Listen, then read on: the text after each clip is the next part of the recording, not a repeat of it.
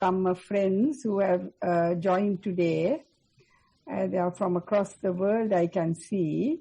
And with permission from the Venerable Bhantes, who are also here with us, shall we then start? And in the usual way, would I please request very humbly our Venerable Olande Ananda Mahathero, our co-patron, to administer Pansil, please. Namo tassa bhagavato arahato samma sambuddhassa. Namo tassa bhagavato arahato samma sambuddhassa. Namo tassa bhagavato arahato samma sambuddhassa. Buddhaṃ saranang gacchāmi. Buddhaṃ saranang gacchāmi. Dhammaṃ saranang gacchāmi. Dhammang saranang gacchāmi. Sanghang saranang gacchāmi. Sanghang saranang gacchāmi. Dutiyampi buddhaṃ saranang gacchāmi. Dutiyampi buddhaṃ saranang gacchāmi. Dutiyampi dhammaṃ saranang gacchāmi. Dutiyampi dhammang saranang gacchāmi. Dutiyampi sanghang saranang gacchāmi. Dutiyampi sanghang saranang gacchāmi. Tatiyampi buddhaṃ saranang gacchāmi. Tatiyampi buddhaṃ saranang gacchāmi. Tatiyampi dhammaṃ saranang gacchāmi. Tatiyampi dhammang saranang gacchāmi. Tatiyampi sanghang saranang gacchāmi. Tatiyampi sanghang saranang gacchāmi. Panatipata viramani sikkhapadang samadhiyami. Panatipata viramani sikkhapadang samadhiyami. Adinnādāna viramani sikkhapadang samadhiyami. Adinnādāna viramani sikkhapadang samadhiyami. Kāmesu miccācāra viramani sikkhapadang samadhiyami. Kāmesu miccācāra viramani sikkhapadang samadhiyami. Musāvāda viramani sikkhapadang samadhiyami. Musāvāda viramani sikkhapadang samadhiyami. Surameraya majjapamadattana viramani sikkhapadang samadhiyami. Surameraya majjapamadattana viramani sikkhapadang samadhiyami. Nisaranena saddhiṃ pañcasīlaṃ dhammaṃ sādhukaṃ surakkhitāṃ kattā appamādena sampādeta. Amabante. Sadhu, sadhu, sadhu. We will now proceed with the next item, which is the reading of the minutes. And can I please request one of our secretaries who are joined here with us, Ayanti, could you please read the minutes of the last meeting, please?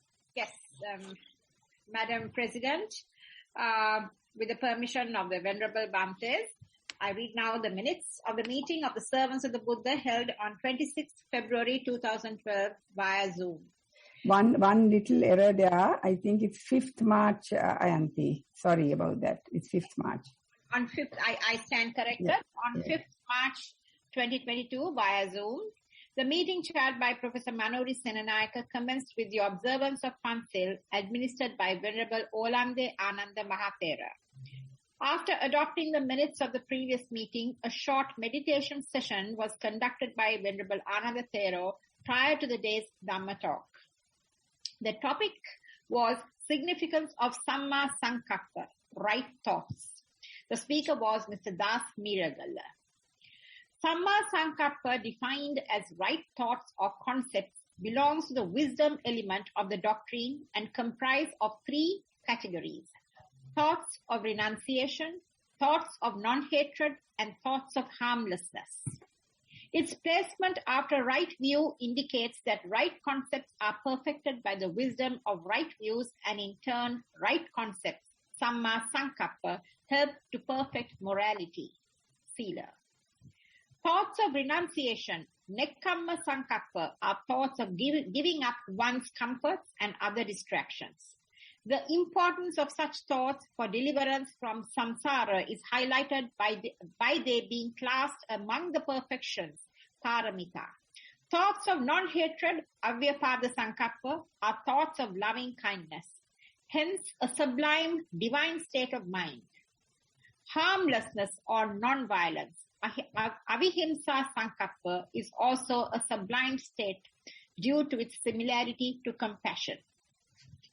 In a world where unwholesome negative thoughts are more common than wholesome positive thoughts, the way to proceed to right thoughts is by the removal of unwholesome thoughts. Unwholesome thoughts were listed as kamma vitakka, vyapada vitakka, and vihamsa vitakka. That is, thoughts of sensual attachments, hatred, and violence. Sensual pleasures were likened to the bait that hooks one to the cycle of rebirth. Even basic requirements, if indulged in quantities exceeding the level of need, enters a level of greed, addiction, and clinging to worldly pleasures as stated in Ahara Sutta. The use of equanimity and a dispassionate outlook was recommended as a way to monitor the messages from the six sense doors. This requires diligent practice with right mindfulness, appamadena. Persons guarding one's thoughts in this manner were described by the Buddha as upstream swimmers. The meeting ended after a discussion and sharing of merit with the devas and the departed. Thank you. Thank you, Auntie. Can somebody please confirm the minutes? Somebody who was there last time?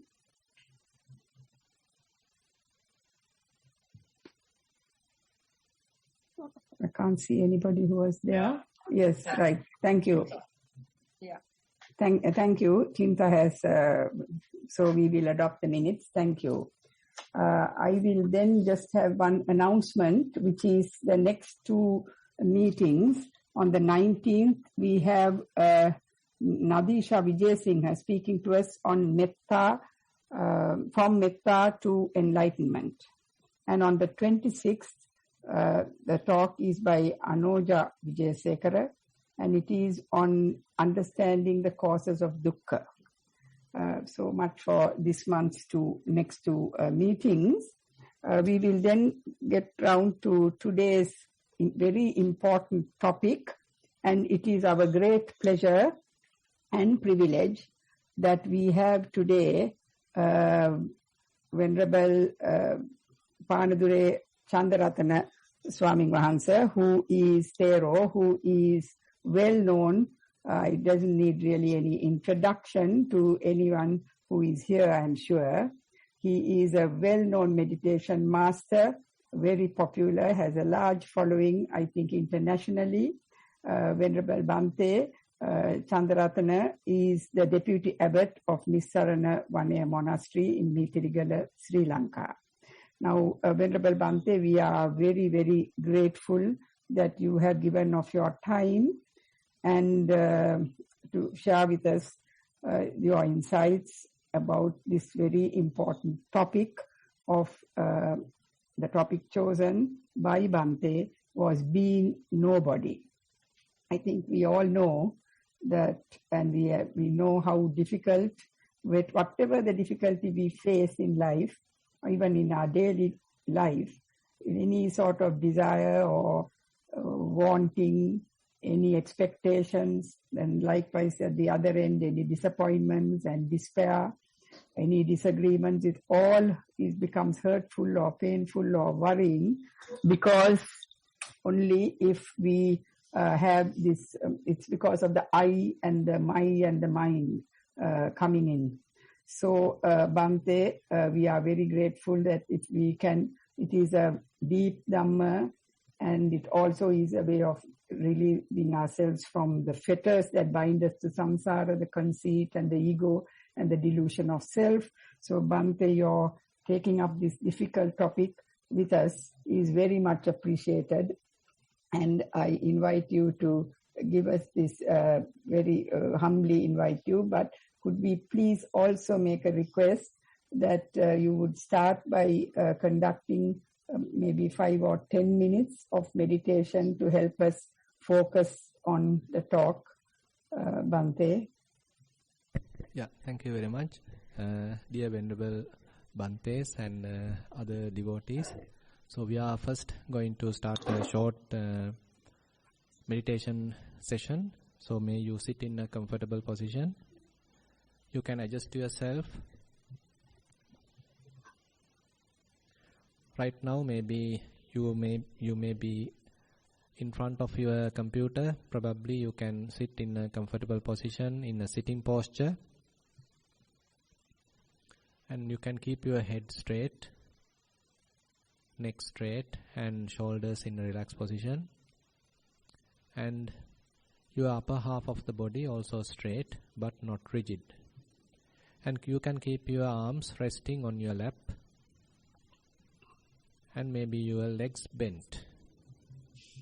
You can recognize this posture as the sitting posture. We are not standing, we are not lying down, we are not sleeping, we are not walking, but we are sitting. You can recognize among different postures, now we are in the sitting posture. It is very comfortable posture. And we have nothing to do, we can just maintain this posture. It's a very relaxed posture. And on the other hand, we can be aware of this posture and we can enjoy this posture. If your mind wanders towards the past, don't encourage that. Once you know about it, slowly bring your attention back to the posture. Similarly, if your mind wanders towards the future, don't entertain that. Once you know it, bring it back to the posture. So posture appears like an anchor to your mind.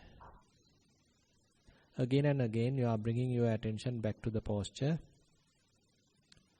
and you are trying to dwell in this posture. Be aware of the posture.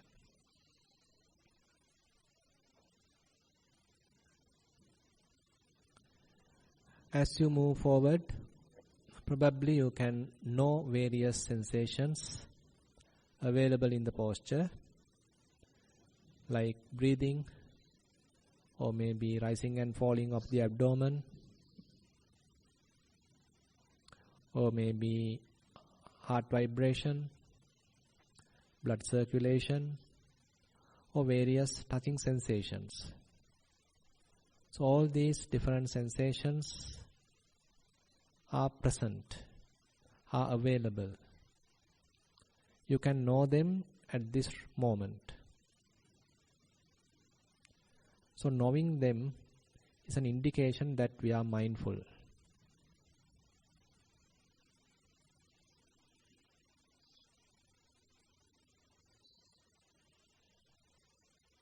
Now you can take a long breath, deep breath, hold it for a while and then release.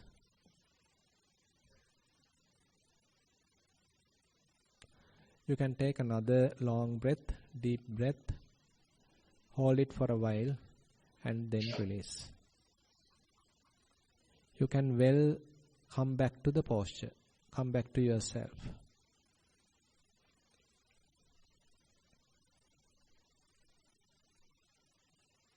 And try to be aware of your body.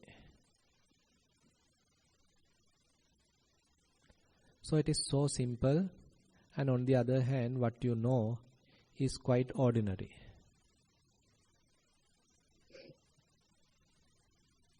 And typically we ignore all these ordinary experiences and we are moving towards various excitements. But now we appreciate all these ordinary experiences. We give some emphasis to them.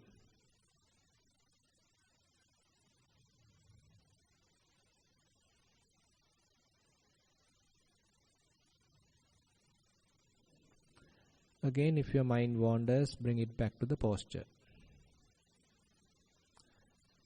And if your mindfulness is well established, you can now try to comprehend various subtle sensations or vibrations, movements available in the body. You can select one of them which is most prominent. Say, for example, breathing. You are keeping your attention at the nostril and then try to be aware of all the inhalations and all the exhalations.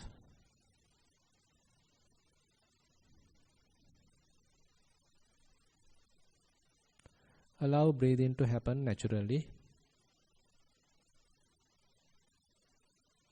and try not to miss any breaths.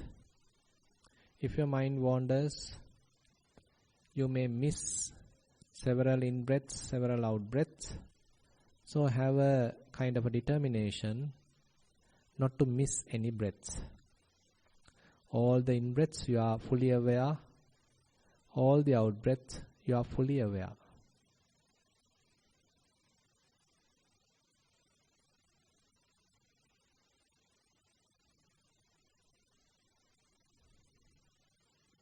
And probably, if your mindfulness is fairly sharp, you can recognize certain subtle aspects of the breath. It could be longer, it could be shorter,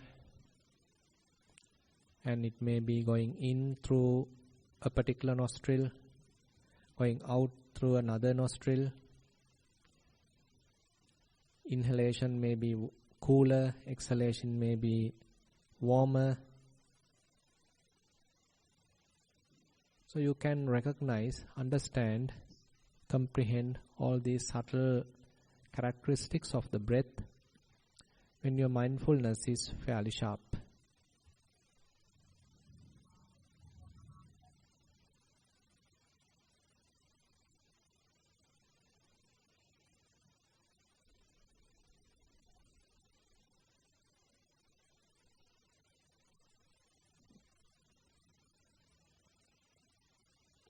Once you are able to further improve your mindfulness, you don't need to limit yourself to the breath. You can comprehend various other sensations, various feelings, various emotions, as well as various thoughts.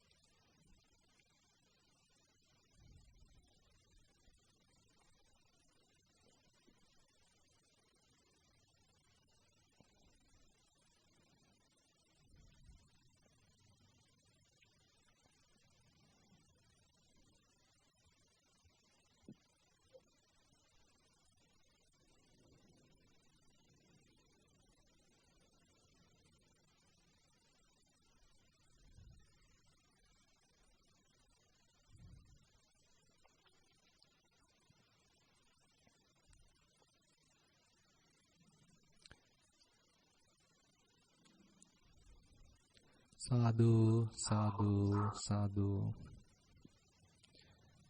Dear Dhamma friends, now we can move towards the Dhamma sermon. May you give your consent by saying 3 times sadhu sadhu.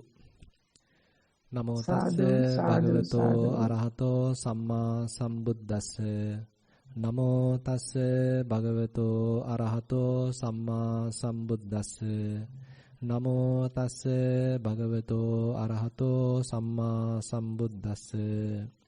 Nissitassa chalitang anissitassa chalitang natti iti. Dear Dhamma friends, so I have chosen an interesting topic as Dr. Manori has mentioned. Basically, if we consider our typical human behavior, we always like to be someone special, a very special person. So that is what actually we start from ourselves as children. So when we go to our school, so always our parents encourage us to become a doctor, become an engineer, become a lawyer, an accountant, a scientist, and maybe don't know whether someone has encouraged you to become a politician. Sometimes it also could happen. So likewise, we always have something to become. So we keep that as our aim, that as our goal. And we are driven by such goals. And even when we are grown up, we never give up such motivations or ambitions. We always have something to become. And that ambition, that encouragement is becoming our driving force. And Buddha also has given such encouragement in various suttas, basically because that ambition or encouragement is required even in the spiritual life. Sometimes different terminology has used, say for example, Chanda Iddipada, as a spiritual power, that what we have as a desire, say for example, to become enlightened, to become a stream winner, to become a Sakadagami, once returner, to become a Anagami, non-returner, to become an Arahant, fully enlightened being, or certain people try to become a Buddha. So likewise, various inspirations or various ambitions we have, and those are in a way helpful. But on the other hand, once we are developing certain amount of panya, wisdom, sometimes, certain times, we may understand the driving force what we have has to be let go of. But on the other hand, if we are trying to let go of such desires prematurely, then that also become a kind of a hindrance. So therefore, we need to recognize what is the necessity of these kinds of ambitions, where we want to become someone, and where such ambition is not necessary and also sometimes even harmful. If we recognize certain stages in our spiritual journey, we can recognize the development of the sila, the morality. Assume that you are a person who are with certain mishaps and you still have certain transgressions in your morality, and then you are hearing a particular sermon and you are reading a book, or you are developing certain amount of mindfulness, and then you understand, okay, I have to correct these areas in my morality, and I have to become a good person. So this is a wholesome desire, because while being a immoral person, one is now wishing to be a moral person. So this is also a desire, but it is helpful. So your ambition is to be a moral person, and therefore you are developing morality, you are developing sila, and you understand what are the shortcomings in your morality, and now you are trying to develop your morality, overcoming all those shortcomings. Now you are becoming a moral person, and it's an interesting part, and you yourself have understood what are the shortcomings, and you had a desire to be a moral person, and now you have become fair amount of that such moral person. And without stopping there, now you want to develop samadhi, you want to develop concentration. And that also needs fair amount of encouragement, fair amount of ambition or inspiration, determination, because it is also not an easy task. Assume now you take sort of a samatha practice, tranquility practice in order to develop tranquility, concentration, and you are having a certain desire, I want to become a person with first jhana. I want to become a person with second jhana, third jhana, fourth jhana. So likewise, a person can have such ambition. It's also useful because at the moment our mind is fairly wavering, fairly not concentrated, restless, and always subjected to various hindrances like sensual desires, ill will, restlessness, regrets, or maybe different kinds of doubts. So all sorts of these defilements, hindrances you need to overcome.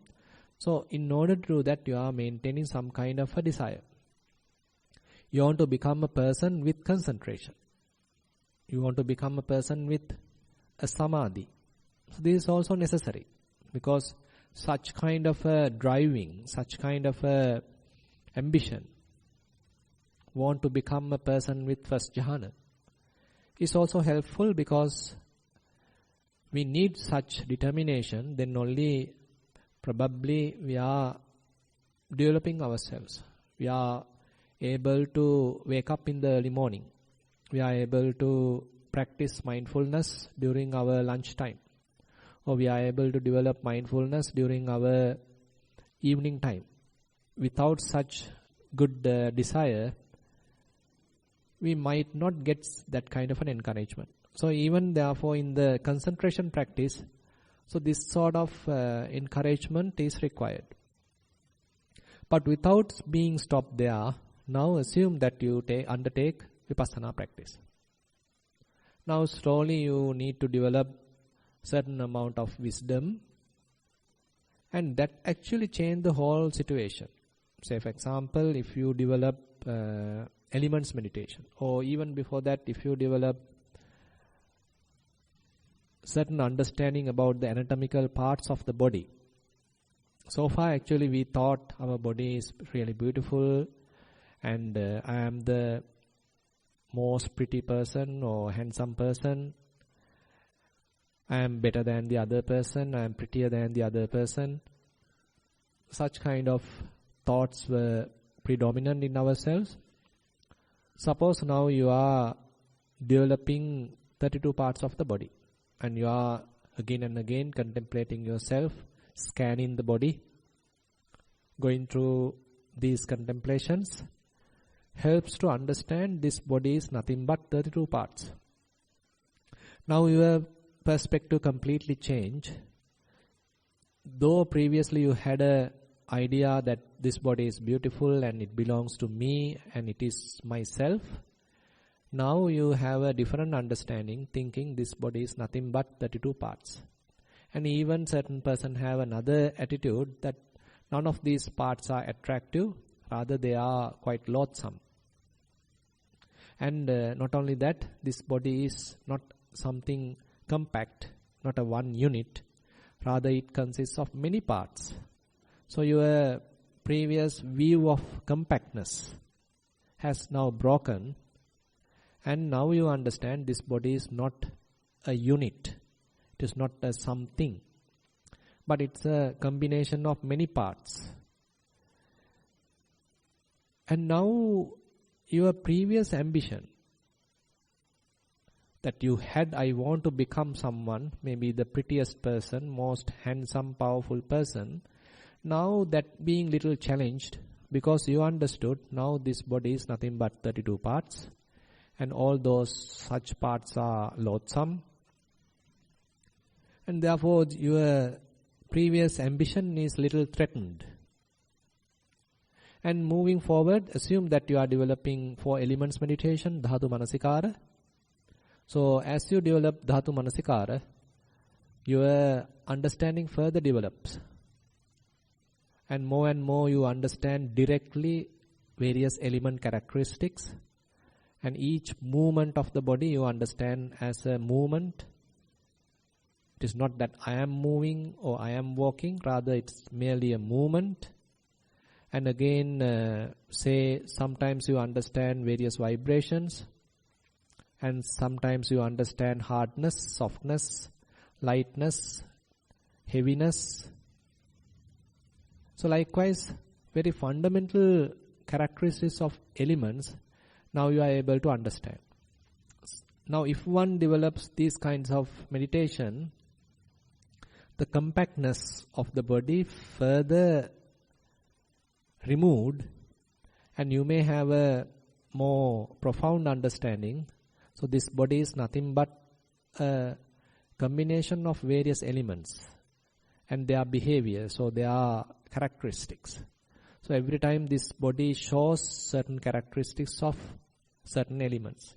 Certain element become predominant at a given moment, and that is quite vulnerable, and you never know which one would be the next predominant element. So your understanding further develops. So previously you thought that I am a woman, I am a man, I am a teacher, I am a doctor, I am an engineer, I am an accountant. So likewise we had different kinds of conventional norms. But now all those are being threatened, or all those are being removed, at least temporarily. And you understand, okay, this is nothing but elements. So all the experiences I am going through are the experiences I am gaining through elements. And on the other hand, all the outside persons or outside phenomena, physical stuff, that also become nothing but elements. So the prominence that you have given, I am better than the other person, I am prettier than the other person, or I am stronger than the other person, or I am weaker than the other person. Now all these kinds of comparisons now become not that useful, because internally also what you have is nothing but elements, element characteristics or elements behavior, and whole physical world is also nothing but elements of elements behavior. Now you lost that significance, you lost that importance that you have given to yourself. And on the other hand, slowly you are becoming nobody.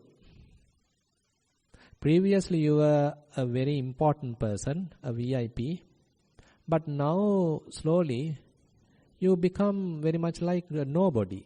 It is nothing but elements.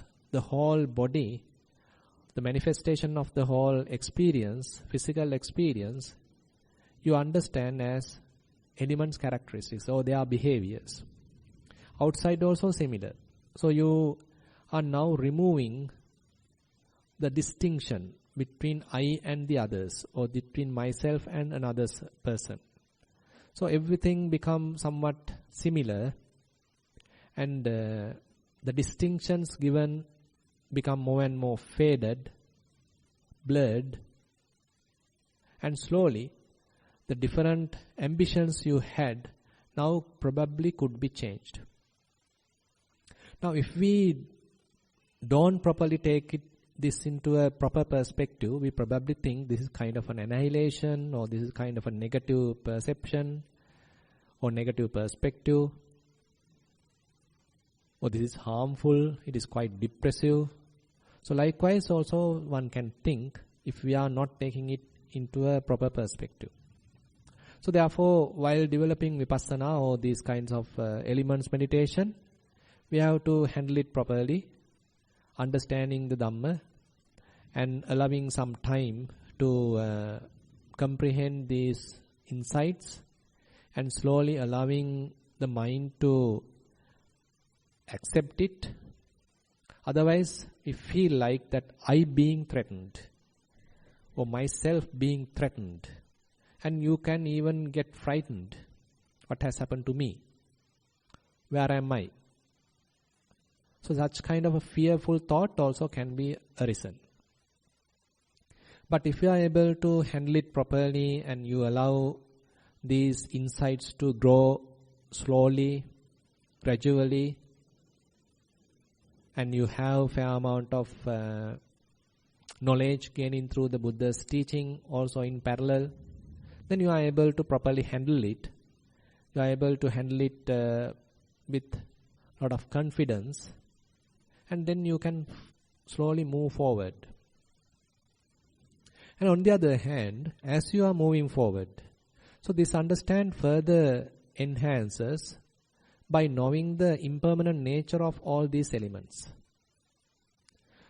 Constantly you understand none of these elements remain for a long time, but constantly they arise and pass away. And if we consider another type of meditation, say you are observing various sensations, so that too quickly arise and pass away. If you are observing various feelings, maybe pleasurable feelings, equanimous feelings, painful feelings, that too are quickly arise and pass away. Even if you are observing various thoughts appear in the mind, they too are quickly arise and pass away. Wherever you are paying your attention, you understand their impermanent nature. So then probably you might get a second thought. So when this kind of a impermanent situation or impermanent nature is available, constantly the whole body and the mind is oppressed by this kind of a impermanent nature, will it be possible for me to have a lasting pleasure or lasting happiness? So this kind of a question might arise in your mind. And on the other hand, when this impermanent nature is prevalent, is it possible for me to have a lasting soul here or lasting personality here or a person, a being? Then these kinds of questions may arise in your mind. Then probably you may have to give a reasonable answer. Okay, is this a kind of a cause and effect relationship is going on? There can't be a lasting person or soul. There is nothing substantial here. There is no inner core. There is no inner essence. Rather, it's a cause and effect relationship. You can give us such kind of a reasonable answer, and it may be available through various insights, because you are observing the physical and the mental phenomena again and again. So that observation might lead to such insights as well. So as you move forward, then you may understand there is no kind of a continuity. Rather, it's a very momentary process. So this momentary process, more and more you understand. So then you have another perspective, thinking that if I consider there is a person here, then it is a kind of a wrong view. If I consider there is no person here, it is also a wrong view. When there is ignorance, then the possibility of a person is possible. When there is no ignorance, such wrong view is not possible. So this is an interesting finding, or this is an interesting insight, probably one may gain through one's practice. So therefore Buddha explained his whole teaching in the middle without taking the extremes. The two extremes, thinking that there is a person, and the other extreme, there is no person. Without taking those two extremes, Buddha mentioned, due to certain conditions, there is a probability, possibility, the notion of a person can arise. When that possibility or when that causes are absent, such person may not exist. So on that kind of understanding, then where am I going? Or where can I keep my ambition? To where can I move? What would be my goal? What would be my objective? So this is another area one probably can think, because previously, say when you are developing morality, sila, you want to become a moral person. That would be your goal. And when you are developing concentration, you had a similar goal that I want to attain first jhana, or I want to have a fair amount of concentration. So you have such kind of a determination and you want to become. Now when you are developing fair amount of wisdom, can you be able to maintain such an ambition? So then we have to have a different perspective. Then we may understand, okay, so this desire is different. So we have kind of a driving force in ourselves. So rather than being satisfied in this very moment, we always driving towards the future. Next moment. I am not happy right now, but I will be happy tomorrow. I am not happy with the current salary. I will be happy with more salary. I am not happy in my position, in my occupation. I will be more happy in my different occupation. I am not happy while being in Sri Lanka, but I will be happy while being in Australia. I am not happy being a human being, but I will be happy being a celestial being. I am not happy while being just a typical human being. Probably I may be happy while being a Sotapan.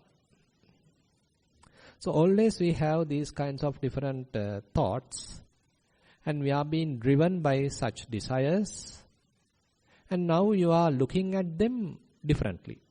Not like in the previous way, but now you understand them as a type of desire or type of craving. And Buddha named them as bhava tanha, desire to become. Now this desire to become is fully spreaded throughout our lives. And it has some productive nature, as I mentioned in the early stages, like when we are developing morality and concentration. And when we are moving forward, rather than being a victim of this desire to become, probably you have a different approach to understand this very desire. Rather than fulfilling that desire, rather than obeying that desire, now you want to penetrate this desire. Now you want to understand this very desire when it is arising. So this is a very interesting finding. Time to time, various desires are arising, wanting to become someone, wanting to become a special person, wanting to become successful, wanting to become a VIP, whatever it is. So you understand that very desire. So once you are able to understand such desire, then what happens? Rather than promoting that desire and trying to be that person, now you simply let go of that desire. So you understood the desire and you simply let go of it. And once you let go of it, then you feel calm, you feel tranquil, you feel peaceful. So your mind becomes more and more peaceful without that driving desire in your mind. So it's an interesting situation in one's mind where you are not driven by a desire, rather you are able to penetrate such desires available in the mind. So therefore, when Buddha explaining Four Noble Truths, the second noble truth, he mentioned tanha pahatabba. The craving has to be let go of. So at the very moment such desire arising in the mind, you need to recognize it. And once you recognize it, rather than promoting it or rather than being a victim of it, we need to let go of it. So once we let go of that desire, then who we are? Who am I? Now, can I say that I am a someone? Can I say that I am a special person? So that very thought become useless, because that has kind of an ignorance, because the very ignorance that I am a person, I am a being, I am someone, I am a person, is, Buddha mentioned, is kind of a personality view, a sakkaya ditthi. So this view has to be penetrated. So this view has to be understood. So that is what actually we were gradually doing from various meditation techniques like 32 parts. So when you are understanding 32 parts, the anatomical parts, you understood, okay, this body is not a self. This body is not a person. This body is not a woman. This body is not a man. It is a combination of 32 parts. Or as you move forward, you understood this body is nothing but elements. So you are able to understand that very truth by going through the practice. And so in the very gross form, you are able to apply that knowledge or that insight to the body, and you understand, okay, this body I can't consider as a person. I can't consider as myself. And it is no point of recognizing this body as I am. Now, even if you consider various feelings, so different feelings arise at different moments, different times, and then they pass away. So which feeling are we reasonably telling that represent myself? Can we say that the pleasurable feelings are myself? Can we say painful feelings are myself? Can we say equanimous feelings are myself? So there also the mind may understand. So none of these feelings can be considered as myself. On the other hand, if we consider various perceptions, so we have different perceptions. Yesterday I had certain kinds of perceptions, but those are not available now. Now I have different perception. So if I consider myself as a person, depending on my perceptions on yesterday, now today that person has completely changed. And perceptions are also changing. To which perception then I am calling as myself? So your mind may question. And on the other hand, another interesting part is more and more you are understanding Dhamma, these perceptions start to fade away. As you develop, say for example, walking meditation, then the amount of perceptions your mind is holding become less and less. That is how inner clarity may arise. The mind's clarity may be improved because various perceptions that you were used to feed, you were used to encourage, now become blurred, and as a result of that your mind become more and more clearer. Now your mind is very much like a very clean house. It is not cluttered. Your mind is very luminous, very clean, tidy. So less perceptions. And the less perceptions does not allow you to identify them as a person. And you understand they are also coming and going, so no point of calling them as me or myself. And you have different kinds of skills. Maybe you are good in singing, you are good in dancing, you are good in talking, you are good in cooking. So can you recognize yourself using any of these skills? So your skill does not last throughout the day. During the time you are walking, maybe you can say, oh, I am working. During the time you are cooking, okay, you can say, I am cooking. But can you say that you are always cooking? So any of these activities, maybe physical activities, maybe verbal activities, maybe mental activities, so they also change. So therefore it is not reasonable to call them as me or myself. How about the knowing part? So through the eyes we can know about sights. Through the ears we can know about sounds. Through the nose we can know about various odors. Through the tongue we can know about various tastes. Through the body we can know about various tangibles. Through the mind we can know about various mental objects. And they are constantly switching. None of them remain for a long time. So which knowing can we say that I or myself? More and more you understand the impermanent nature, so you may understand none of them can be considered as me or myself. So in one sense, you understand the impermanence. On the other hand, you understand that the whole mind and body is subjected to oppression of this arising and passing away. And on the other hand, you understand the whole process happened without your control, and there is no inner essence or nothing substantial. So these three insights are quite powerful. Probably it may even release the mind from any attachment. So when mind is free from any attachment, then the possibility of making I is impossible. Buddha says, in order for I to arise, in order for the notion of I to arise, there should be a clinging or grasping.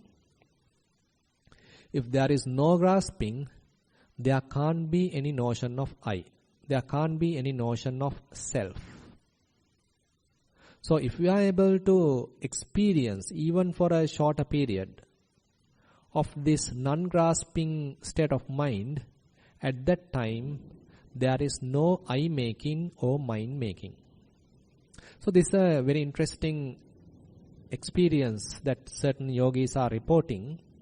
And they report, when they are continuing of their practice, they reach certain maturity in their insights.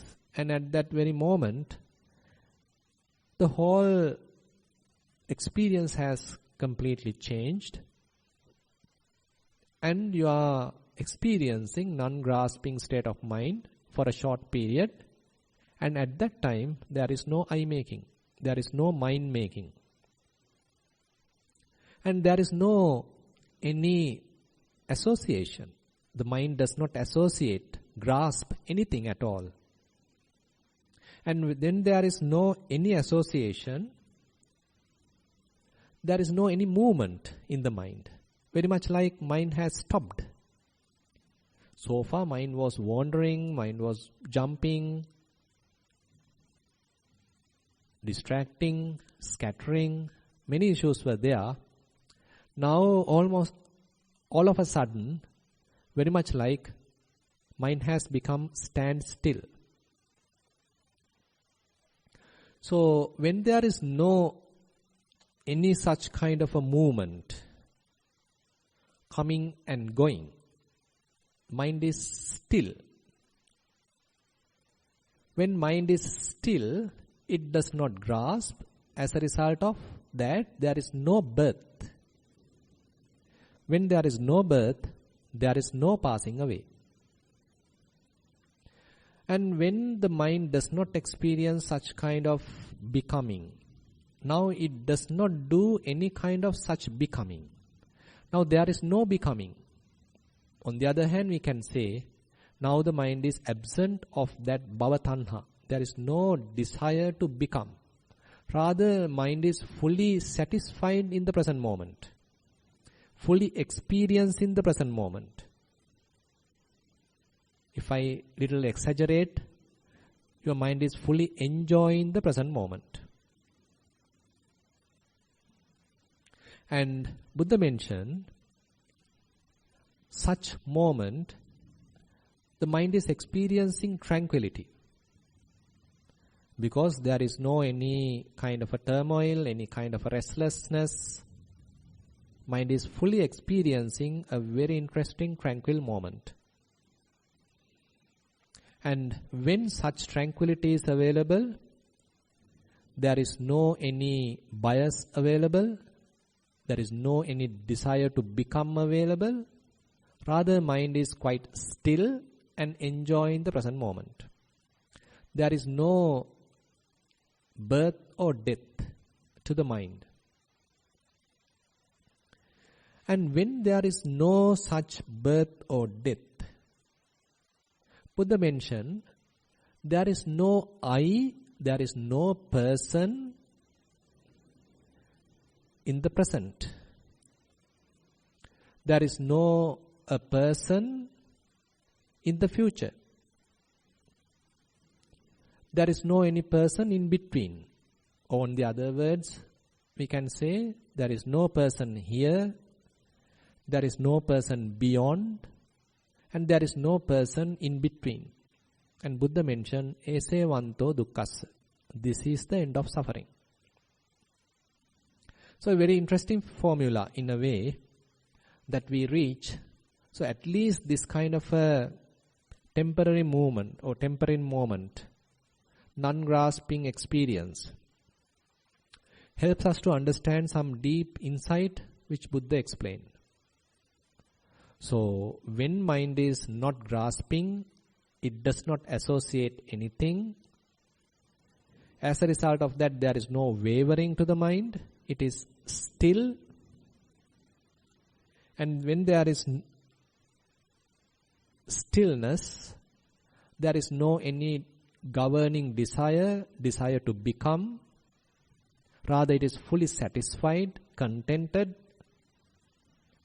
And when such contentment, such tranquility is available, there is no need of a rebirth, and therefore there is no availability of a death. And when there is no such rebirth or death is available, then Buddha mentioned that it is not possible to have a person here or there or in between. And this Buddha mentioned as the end of suffering. Because the suffering is available when there is I, when there is a person. Now at this situation, there is no I, there is no person, then the end of suffering. So this is an interesting finding, interesting insight, which is used to even mention at the deathbed of a particular person. Say for example, in the Majjhima Nikaya in Channovada Sutta, Venerable Channa is in his last breath and he is suffering severely and he wants to commit suicide. And that news was spread, and Venerable Maha Sariputta and Venerable Maha Chunda arrived Venerable Channa and they request, don't do it. Channa, don't do it. And then Venerable Channa was really desperate because of the severe pain he is going through. And anyway, Venerable Sariputta asked various questions, Dhamma questions. And Venerable Channa very correctly answered all these questions. And after hearing all this, now Venerable Maha Chunda understood it is better mention a very strong insight which Buddha has mentioned. So what Venerable Channa has mentioned is the insight which I have explained to you. Now the Venerable Channa is at his deathbed and he is going through a severe pain. And at that very moment, Venerable Maha Chunda explaining this great insight to Venerable Channa. So what is the insight? If I recall, Nissitassa chalitang, anisitassa chalitang natti. The person who is always associating, always dependent always grasping, always attaching. So there is a wavering to such person. To a person or to a mind which is not associating, not grasping, not clinging, there is no such wavering. When there is no such wavering, then the tranquility, the mind becomes still. When such tranquility is available, satisfaction, contentment is available, such mind does not want to become someone, because the very moment is quite satisfied. The very moment is enjoyable. Very moment is quite tranquil. There is no desire to become. There is an absence of bhavatanha. And when there is no such desire available, Buddha mentioned there is no rebirth or passing away or death. When there is no rebirth and passing away, then you are not here, you are not there, you are not in between.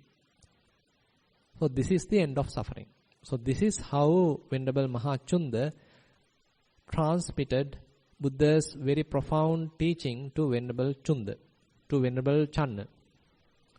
So if one is able to understand these kinds of insight, so it's a very eye-opening kind of an insight and quite challenging insight. Because so far we were with a lot of desires, always want to become a special person. But now you are very much like understanding eye-making and mind-making. Rather than making a self, rather than being an important person, you understand how ignorantly we are making a self, we are creating a self, we are promoting a self. So that understanding helps us to understand our very ignorance, how we create I, how we make I, and how we even measure myself with another person. So these kinds of very interesting insights help us to think about our whole existence in a different perspective. And this is a very interesting area to explore, not merely through a philosophical way, rather through practice. If we are able to explore these areas, if we are able to understand how ignorantly we are making a self, if we are able to explore how our mind is promoting a person, how do certain exaggerations in order to highlight a person, how a second thought is arising in our mind, promoting a person. So if we are able to understand these kinds of operations, thinking happen in our mind, then probably we are able to understand the non-self in more profound manner. So in a way, being nobody, we can interpret differently as understanding non-self. As I mentioned, we should not apply these teachings prematurely, because we need to have fair amount of understanding of Dhamma, have to have fair amount of insights, experiential knowledge. So then only that would be able to comprehend these kind of teachings of the Buddha. So with that, I like to conclude my Dhamma sermon, and I hope, so these kinds of very challenging insights, these kinds of quite extraordinary insights sometimes help us to look at ourselves differently. Rather than completely driven by desires, look at ourselves differently and have a different approach, and to have a different perspective to our lives. With that, I like to conclude my Dhamma sermon, and thank you very much for attentive listening.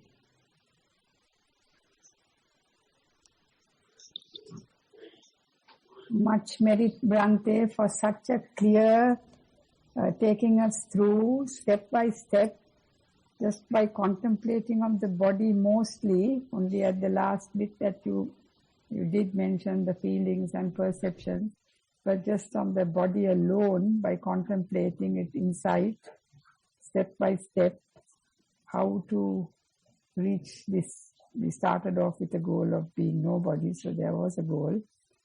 I don't know, I think it's an amazing and very awesome desana. Much merit to you, Bhante. And can I then open it to the floor? You can all, whoever wants to speak, please either unmute or raise your hand. But there are so many, I wouldn't be able to see the raised hands on my screen unless you...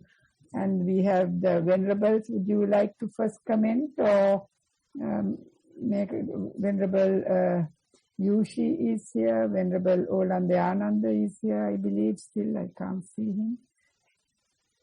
Well, if I may, thank you very much, Venerable.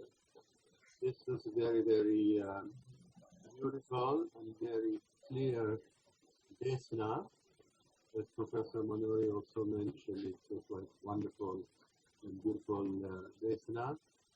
And systematically, in very good English, you took us from beginning to end and beyond. So, basically, thank you for this. I have nothing much to add or to ask.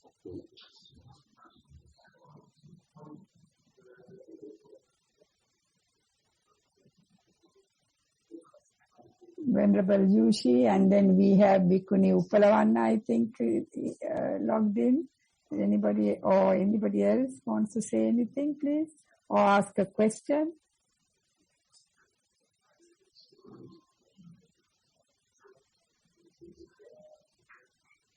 I know there are many meditators here, I can see from the names. Can we have anybody with any further questions from Bhante? Because this is really a rare opportunity for us to have Bhante give of his time like this and to have done this so systematically and with so much of insight and made it also very simple, really. There was no...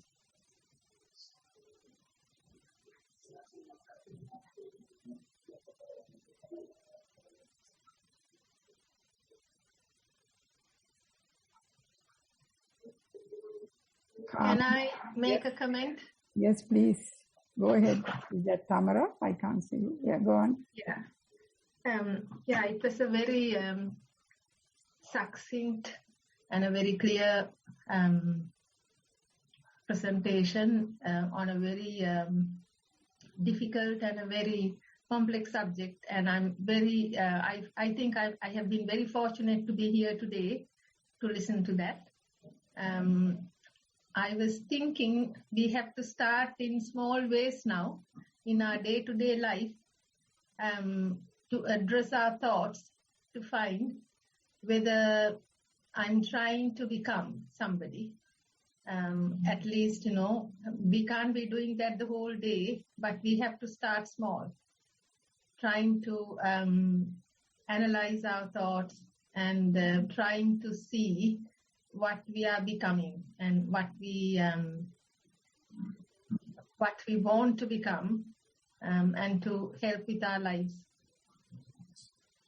Thank you.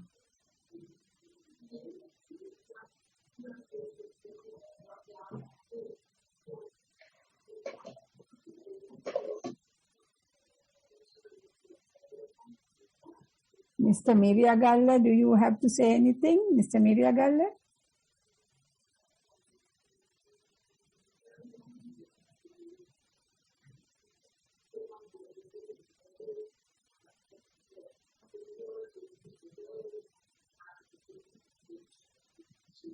Manori? Yes, Bhikkhuni. Yeah, because... Please go ahead. Yeah, because thank you Bhante. Speaker Bhante, thank you very much for your very simple and your explanation. and Bhante Olanda and all other venerable sirs and bhikkhunis and dear Dhamma friends. Actually, it was a very simple of explaining. Actually, when there is no death or birth, it is the end of suffering. It is the end of dukkha. So, actually, what somebody has to try. Oh yeah. What somebody has to try is to get rid of this I, me, mind feelings. Something very, very difficult. So it is the most difficult thing I think in this samsara that we could do. So when you have that now, as that Bhante showed us at the deathbed, or when there's the paining we get because we have that I feeling. It's my body.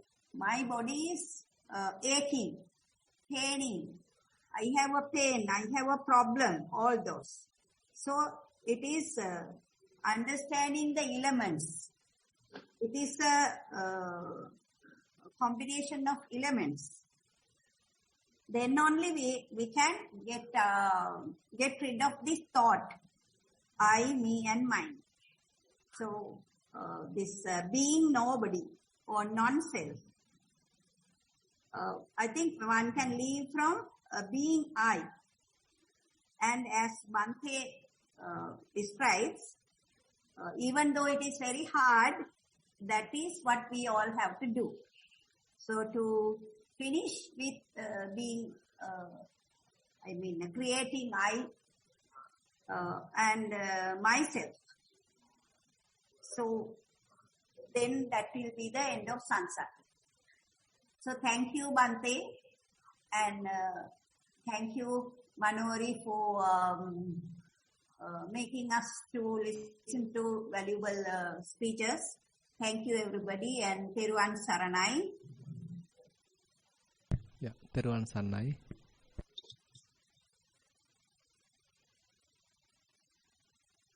Mr. Miriyagalla, you are muted. Can you hear me? Yes, now we can. Thank you very much, Bhante, and for this very valuable presentation.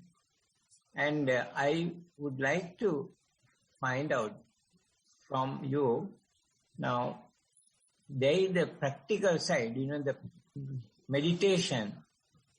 Meditation alone, or sometimes there is some reference to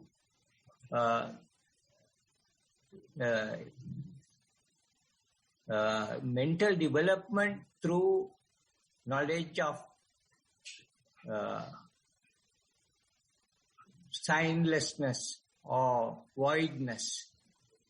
Now, is there any relationship? Supposing somebody develops signlessness or voidness in this world, that is, and if it is possible, can there be a realization of nobody through such a understanding? How do we link up, please? Yeah, thank you. May I know? Yeah. Thank you very much for the question.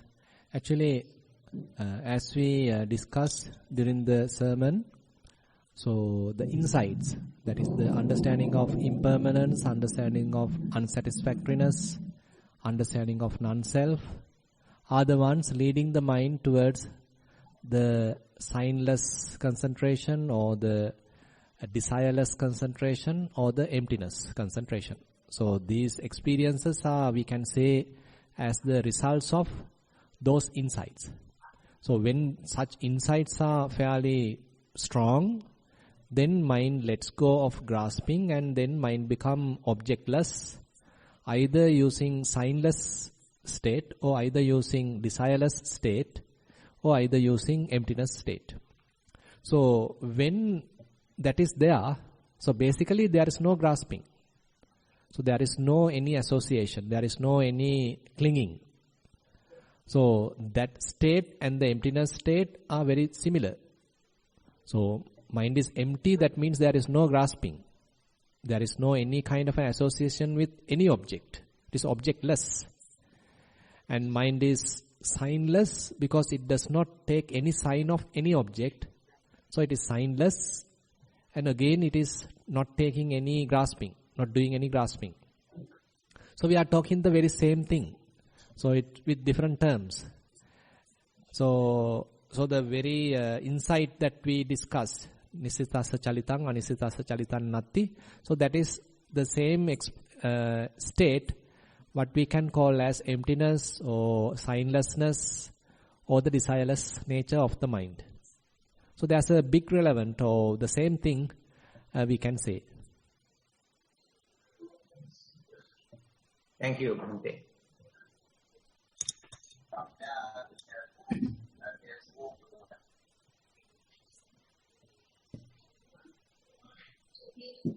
Any other questions?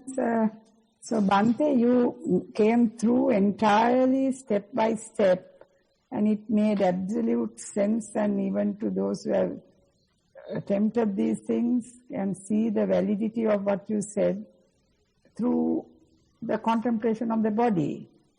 But also with that comes the stillness of the mind as you let go, isn't it? Can you repeat the last statement? And with that, as you sort of dissolve into elements and into, you see that there is no difference between, you are not a person and there is no difference between you and others either. That is all, this is how it is. And no doubt conventionally there is something, but in reality no.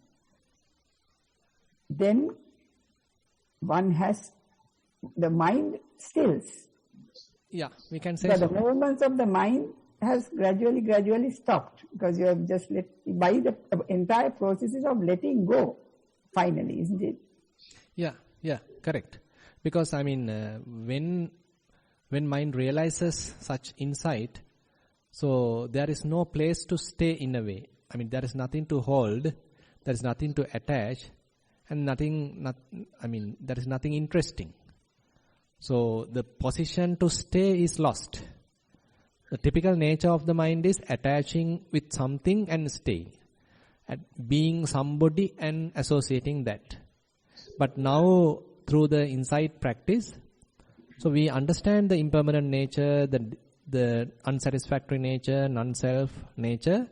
So therefore, mind loses the grasping, mind loses the footing, and as a result of that, mind become objectless. So now mind is still, not by holding something, but by not holding anything.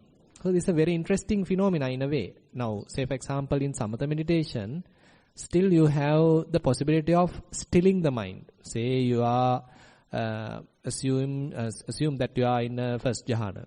So there also one can say, okay, my mind is still.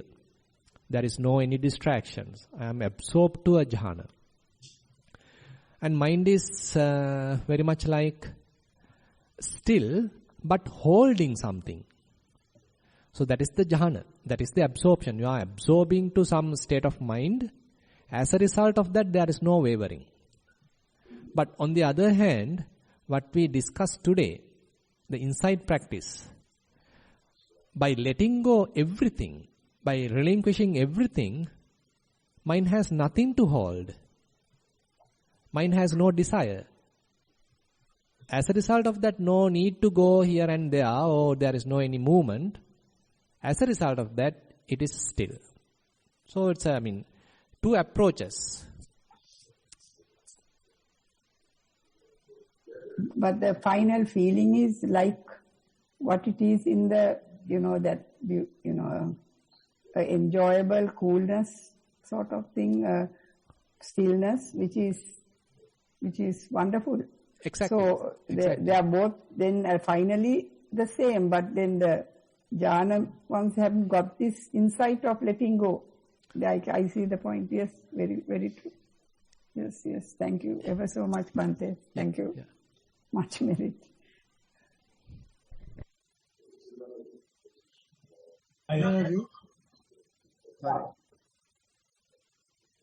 Anybody else? Must be having lots of questions.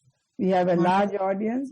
Bhante, till there was a power cut, we had 73 or 74 persons, but then a power cut in some part of some city took place. Manori, can I ask another? Yes, Mr. Miriagalle. Venerable Sir, now you mentioned the word blurred picture, a blurred picture. Can we sort of develop that blurred picture to a certain extent or to deeper extent and achieve a completely blurred picture which will give the same result, or can we progress to that insight? Yeah. So actually, when we are interested of something, when there is a desire, so that is where we are able to understand various signs. That is where we see very subtle information, and she is beautiful, she is colorful, and she is wearing a beautiful sari. So likewise, more information is available, and more signs are available, more marks are available. So mind is more involved, mind is so attached. But on the other hand, when we are developing fair amount of insights, so understanding that there is no person there, it is nothing but 4 elements and only the anatomical parts. So likewise, as we develop fair amount of insights, so that information, that colorful nature, that signs, interesting features become not that passionable, not that interesting. So mind, instead of developing passion, now develops dispassion, viraga. So as a result of that, if we move forward, even to the level that it is nothing but 4 elements, manifestations of 4 elements, then you may not see the very beauty or the interesting characteristics, signs, etc. What you see is the movements of various elements or the manifestations of various elements, and it is not interesting. It is not colorful. Just to give you a simile, say for example, you have a colorful picture. Assume that it is drawn with water colors. Now you can see women, you can see flowers, you can see mansions, you can see vehicles, very, very beautiful. Suppose you have this beautiful picture and you are being attached to that and you want to make it yourself, you want to buy it, you want to have a picture of it, you want to have a sell it or whatever it is, and you have given enough value to it. But on the other hand, assume that due to some reason, someone has fallen a water bucket onto this picture. Now everything become blurred. Now you can't recognize those distinct characteristics. Now it is not interesting. So instead of passion, now what you have is kind of a dispassion. And now your picture has become blurred, image has become blurred, so that blurring actually arouses kind of a dispassion in the mind. So this kind of a situation happens in the insight practice. So as you are developing, say, elements meditation or Vedananupassana, the mindfulness on feelings, so as you develop, so all these distinct characteristics become more and more blurred. So you can't now distinctly know whether it is a earth element or water element or whatever it is, different characteristics. Now you can't no more comprehend. Now everything appear like mixed, appear like a flux. So now it is not interesting, it is not pretty, it is not beautiful, it is not attractive. So when it is not attractive, what you have is dispassion. So as you mentioned, we simply have to move forward. We have to simply continue the practice. So when this dispassion is further improved, then Buddha mentioned, okay, then the letting go may happen, relinquishment may happen. So it may happen even at the Vedananupassana level. Say you are experiencing different types of feelings, pleasurable feelings, painful feelings, equanimous feelings. At the beginning you are able to recognize different kinds of feelings. But as you are moving forward, as you are growing, so now you can't comprehend whether it is pleasurable or whether it is painful or whether it is equanimous, but it is nothing but a feeling. Everything very much like mixed. Everything has some common nature. Everything appear like flux. So as a result of that, mind simply let go of the desire, let go of grasping, let go of the interest into those feelings. And as a result of that, everything become blurred. And now letting go happen, the relinquishment happen. So it is true, I can accept your comment that the insight practice is going through this kind of a blurring effect. Thank you. Isn't that what is called Nibbida? Exactly. Nibbida is another side of this dispassion where you have disenchantment. So previously it was so enchanting, so beautiful. You want to embrace it, you want to hold it, you want to own it. But now it is not interesting, not enchanting or not beautiful, not necessary to attach. Now you are ready to relinquish. At that time, sometimes I think you feel like stopping. You don't. Mustn't do. Actually, I know. So the mind may avoid moving, maybe. We don't need to do any purposeful stopping. Rather, say we simply go through the practice. The results may happen as a dhammata. What we say, Buddha mentioned, it's a kind of a cause and effect relationship.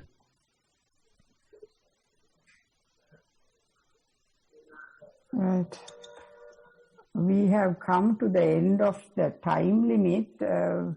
Venerable Bhante, may I request you, I think, are there any other burning questions, or shall we then terminate this very, very valuable and very beautifully explained desana, and primarily on the body alone, even without complicating on the mind, I feel one can get so close to this. Ranjit, are you wanting to say anything? Yes, go ahead. Yes. May I ask a question, please? Yes. In the insight meditation, I have come across this Pali phrase, iti ajjattangva bahiddava, which I haven't really understood exactly what it is. I have two versions. One, to get out of your body and see what's happening inside your body. The other meaning given was to think about the other people and see what's happening in their body. So can probably explain that and tell us what it is, really?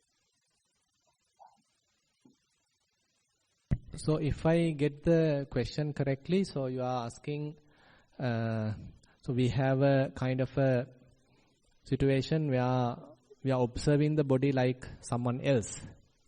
So are you... the meaning of the word ajjatva, the bahiddha. Yeah. So actually ajjatta bahiddha is giving a different idea, where first of all we use our very body for contemplation, so that we are having fair amount of understanding about this very body, and that same insight is applicable inferentially to the some outside body as well. So that is one way we can say about ajjatta bahiddha. Say you first develop the insight using this your very own body. We use the typical terms. This very own body is used for the contemplation, and with that we are developing fair amount of understanding. And when that understanding is available, you can apply that to any other body. So then that is the bahiddha.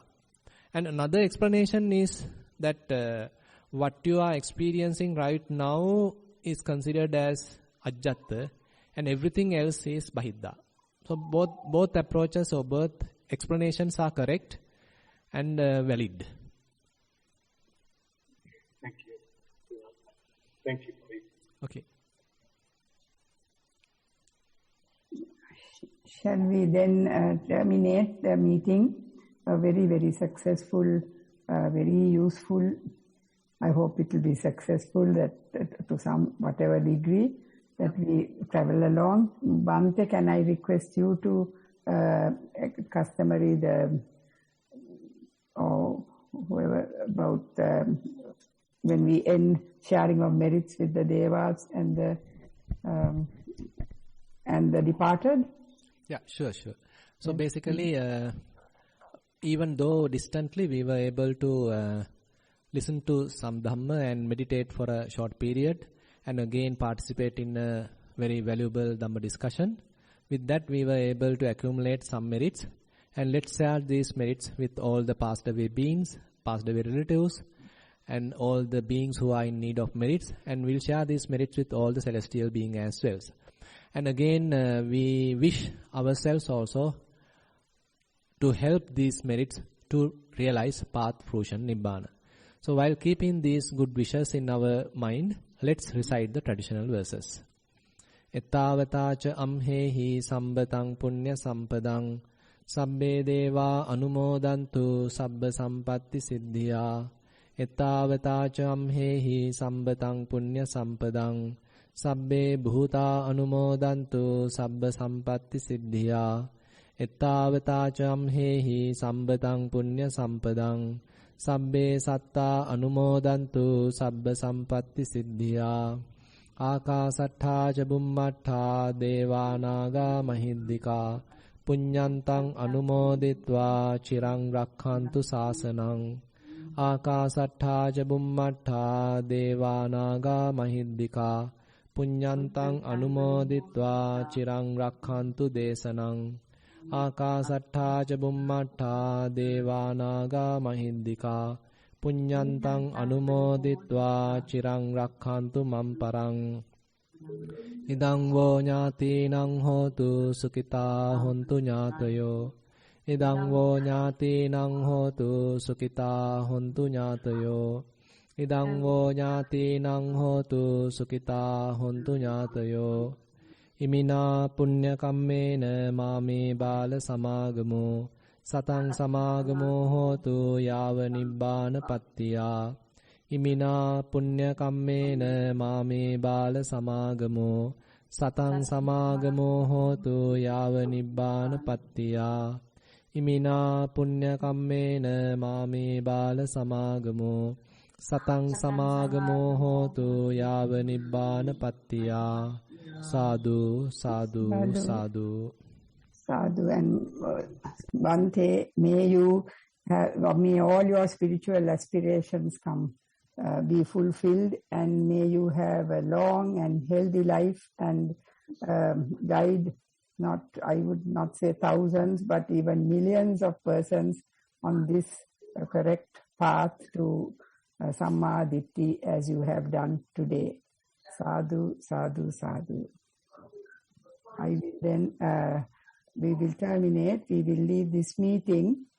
Everyone, good health, safety, and a peaceful week.